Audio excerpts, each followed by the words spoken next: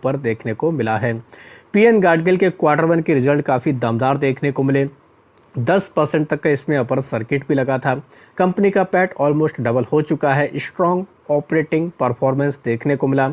साथ ही कंपनी ने कुछ नए बिजनेस को लेकर भी अपडेट दिए हैं। इस वजह से कह सकते हैं ये कंपनी काफ़ी हम लोग को फोकस में देखने को मिली। रेवेन्यू ग्रोथ कंपनी की 30% से ज़्यादा की देखने को मिली है। तो अच्छे नंबर रिपोर्ट किए, अच्छे नंबर के दम पर इस कंपनी में अच्छा परफॉर्मेंस भी हम लोग को देखने को मिला। एल्कम लैब की बात करेंगे, इस कंपनी के भी रिजल्ट आए, अच्छे रिजल्ट आए हैं। हर पैरामीटर के हिसाब से कंपनी ने काफ़ी शानदार परफॉर्मेंस दिखाया है और इसको कंपनी के रिजल्ट को मार्केट ने भी काफ़ी पॉजिटिव लिया। इसमें काफ़ी अच्छा मोमेंटम भी रहा। 7 से 8% तक की इसमें भी हमें रैली देखने को मिली। कंपनी की सेल्स अगर देखा जाए इंडिया बिजनेस से 12% बढ़कर आई 2265 करोड़ के आसपास, और यूएस से कंपनी की सेल्स 8.8% तक बढ़कर आते हुए देखने को मिली। तो अच्छे खासे नंबर कंपनी की तरफ से प्रेजेंट किए गए हैं। एमआरएफ की बात करें, एमआरएफ के मिले जुले नंबर देखने को मिले। इसकी वजह से कंपनी में दबाव भी देखने को मिला। कंपनी का एबिडा 9% तक गिरकर आते हुए हमें देखने को मिला। 1034 करोड़ के आसपास एबिडा रहा। कंपनी के मार्जिन भी 16.1% से घटकर 13.7% रहे, 7% तक देखने को मिला। यानी कह सकते हैं 200 बेसिस पॉइंट के आधार पर कंपनी के मार्जिन घटकर आए, ऐसा भी हम लोग बोल सकते हैं।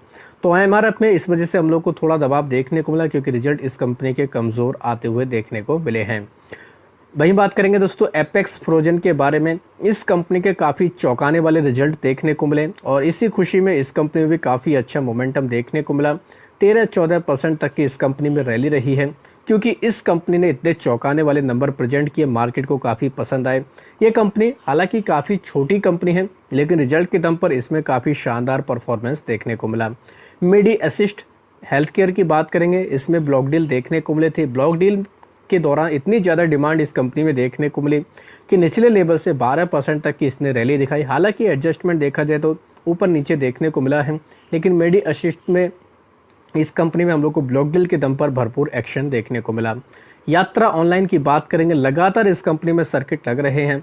आज भी इसमें 20% का सर्किट लगा। लगातार पिछले 2 दिन में ये कंपनी 35 से 40% तक रैली दिखा चुकी है, क्योंकि इसके रिजल्ट काफ़ी अच्छे है। कंपनी का पैट 16 करोड़ रहा, जो पहले 4 करोड़ के आसपास था।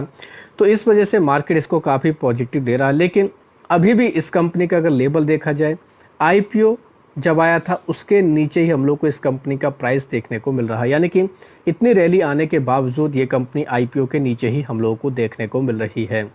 बात करेंगे दोस्तों अडानी ग्रुप को लेकर कुछ अपडेट देखने को मिले हैं। जो यूएस का एसईसी है, एसईसी मतलब दोस्तों देखा जाए यूएस का, अगर देखा जाए एक तरीके से सिक्योरिटी एक्सचेंज कमीशन यूएस का, इसने दोस्तों क्या किया है, इसने बयान दिया है किसको लेकर, खास तौर पर अडानी ग्रुप को लेकर, क्योंकि अडानी ग्रुप का जो मामला हम लोग को देखने को मिल रहा है, इनका कहना है कि मोदी गवर्नमेंट ने क्या किया है, उन्होंने डिलीवर नहीं किया है ब्राइबरी का जो केस देखने को मिल रहा था उसका समन किसको, अडानी ग्रुप को।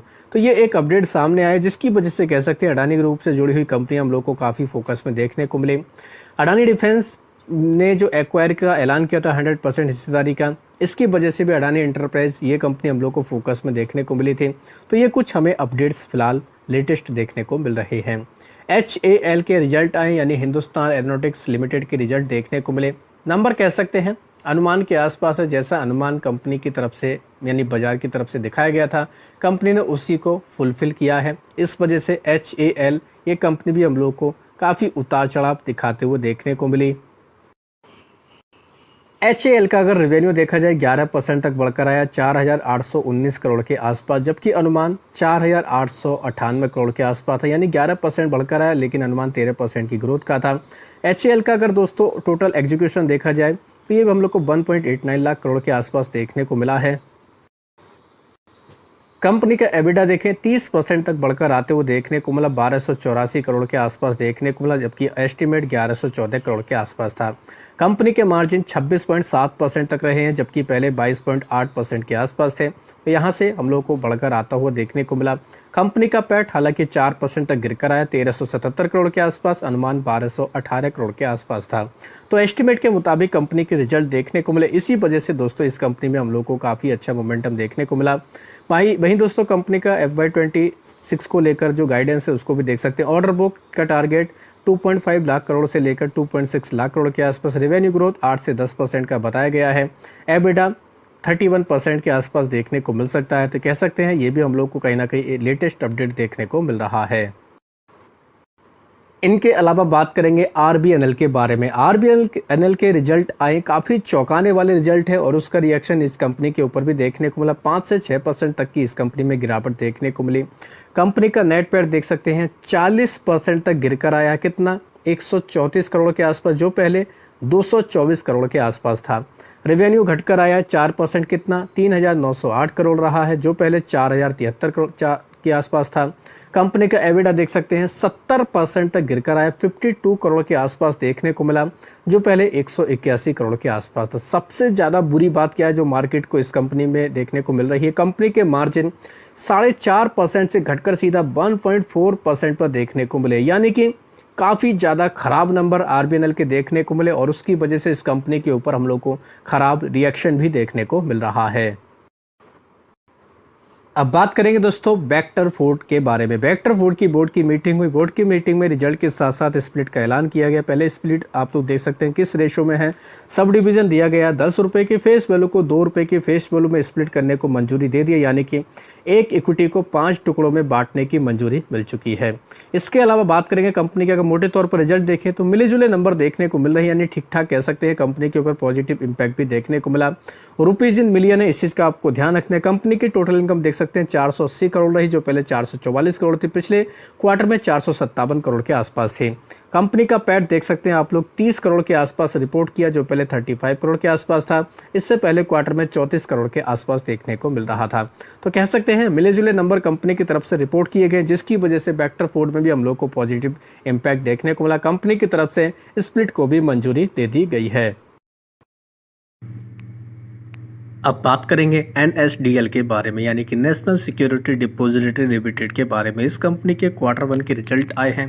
लिस्टिंग के बाद पहली बार हम लोग को इस कंपनी के रिजल्ट देखने को मिले हैं। तो कंसोलिडेटेड आधार पर दोस्तों हम लोग कंपनी की रिजल्ट स्टडी करने वाले हैं। कंपनी की अगर टोटल इनकम देखें, रुपीज़ इन लाख है, मैं आपको करोड़ में कन्वर्ट करके बताने वाला हूँ। 346 करोड़ के आसपास कंपनी की हम लोग को टोटल इनकम इस बार देखने को मिली, जो पहले इसी क्वार्टर में 364 करोड़ के आसपास थी, यानी कि घटकर आई है पिछले क्वार्टर की तुलना में। और यानी पिछले साल की तुलना में पिछले क्वार्टर में 393 करोड़ थी, तो वहाँ से भी इनकम हमें घटकर आते हुए देखने को मिली है। तो यानी इनकम में ईयर ऑन ईयर और क्वार्टर ऑन क्वार्टर के बेसिस पर हमें डिप देखने को मिल रहा है। एक्सपेंसेस वगैरह के बाद, टैक्स वगैरह देने के बाद कंपनी के हाथ में कितना पैट आया देख सकते हैं। लगभग 89 करोड़ के आसपास कंपनी ने इस बार पैट रिपोर्ट किया, जो पहले 77 करोड़ था। पिछले क्वार्टर में 83 करोड़ के आसपास था। तो पिछले क्वार्टर की तुलना में यहाँ पर पैट थोड़ा बढ़कर आया, लेकिन पिछले साल की तुलना में हम लोगों को गिरावट देखने को मिल रही है। तो ओवरऑल कह सकते हैं जिस तरीके से सीडीएसएल ने अपने नंबर जारी करे थे, उसी के तरीके से हम लोगों को एनएसडीएल के नंबर में भी कमजोरी देखने को मिल रही है। तो रिजल्ट आने के बाद अब ये कंपनी काफ़ी ज़्यादा बाजार के फोकस में देखने को मिलेगी। तो एनएसडीएल ऑलरेडी एएसएम की शॉर्ट टर्म की लिस्ट में इसको डाल दिया गया है। हालांकि लगातार इस कंपनी में आईपीओ आने के बाद हमें अच्छी खासी रैली भी देखने को मिली। तो इस कंपनी को चाहें तो आप डिटेल में जाकर स्टडी कर सकते हैं। इनके अलावा बात करेंगे सुजलॉन के बारे में। इसके भी क्वार्टर 1 के रिजल्ट आए। कंपनी का नेट प्रॉफिट 7.2% तक बढ़कर आया है ईयर ऑन ईयर के बेसिस पर। रेवेन्यू में भी 54% की ग्रोथ देखने को मिली। 3,117 करोड़ के आसपास कंपनी ने इसको रिपोर्ट किया। साथ ही कंपनी का अगर ओवरऑल टरबाइन का सेगमेंट में का बिजनेस देखें तो यहाँ पर भी 66% के आसपास की ग्रोथ रही है। तो कह सकते हैं सुजलॉन ने भी कहीं ना कहीं ठीक ठाक नंबर रिपोर्ट करने की कोशिश की है। एबिडा कंपनी का 60% तक बढ़कर आया। साथ ही कंपनी का अगर क्वार्टर ऑन क्वार्टर के बेसिस पर देखें तो रेवेन्यू 18% तक गिरकर आया है। साथ ही कंपनी का नेट प्रॉफिट 72% तक गिरकर आया है। तो इस कंपनी के ऊपर भी आप चाहें तो नज़र रख सकते हैं। कंपनी के मार्जिन हालांकि 70 बेसिस पॉइंट के आधार पर हम लोग को सुधर कर आते हुए देखने को मिल रहे हैं।